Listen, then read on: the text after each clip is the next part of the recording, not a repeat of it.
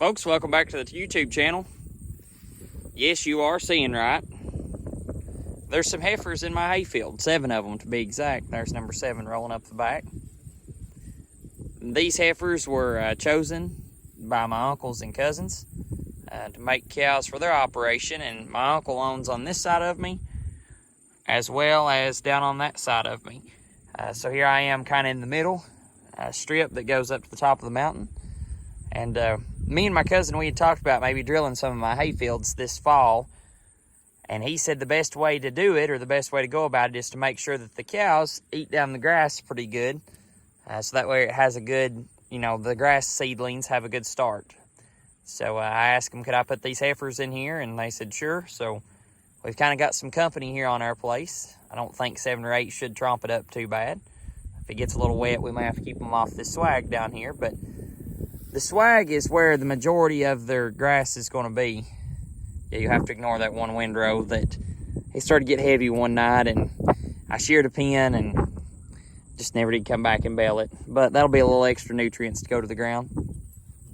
This swag right here is going to be where most of their grass is. You can tell over there is from my last video. That's been probably about a week now. It's real greening up. There's a lot of bare spots in this field. You can tell, like up through there, it's kind of getting a little bare. Everything you see green should be fescue this time of year. And that should be a real good trick for you. After you have about 1 or 2 small frost should kill out a lot of your Dallas grass and your foxtail and your Johnson grass. And you should pretty much see what you've got to work with. And as you can see, as overall majority, it's pretty green, but you still get a lot of bare spots in it like this. So we're going to go back in and we're going to drill some fescue and some orchard and maybe even some red clover if I can. I guess really red clover would end up being put in probably about February or March. So it would be a little after this process because the grass would go in first. But kind of does feel good to have some cows on your property, even though they ain't yours. But it does feel pretty nice to have some cows.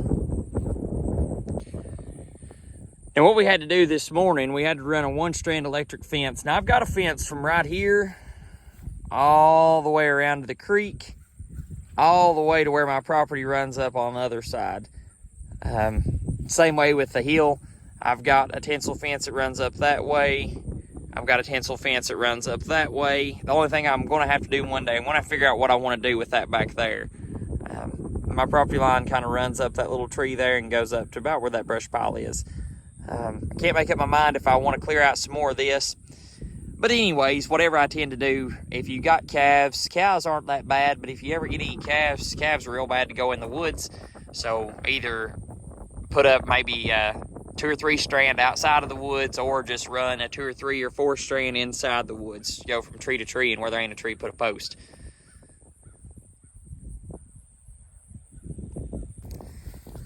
Now, I do have an idea. And I don't know really how crazy it is, but me and a buddy from church, Aaron, that you've seen in the other videos, we've talked about this before. We've talked about finding old greenhouse frames. And I'm not talking about the ones that's made out of like PVC pipe. I'm talking about the ones that's made out of galvanized. We've talked about doing that, and we've talked about renting a post driver and buying some treated 6x6s, driving them in the ground like you're building a hoop barn, but instead of buying hoop barn arches, maybe find an old greenhouse that somebody would about just give away for scrap price. The only thing that we're kind of struggling with is what type of tarp would we need to put on it? Like, would there be some type of canvas tarp we need to put on it? Is there any alternative other than what the hoop barn manufacturers sell, or maybe what do they use? Well, we've kind of been talking about that, and let us know in the comments below. Is that a stupid idea? Is it a silly idea? Or is it a pretty good one? Like I said, I'm not talking about the real little rinky-dink greenhouse rings.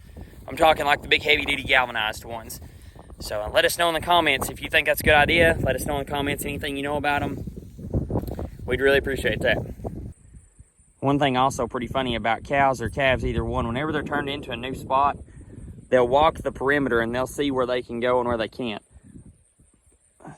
It's kind of funny how they act.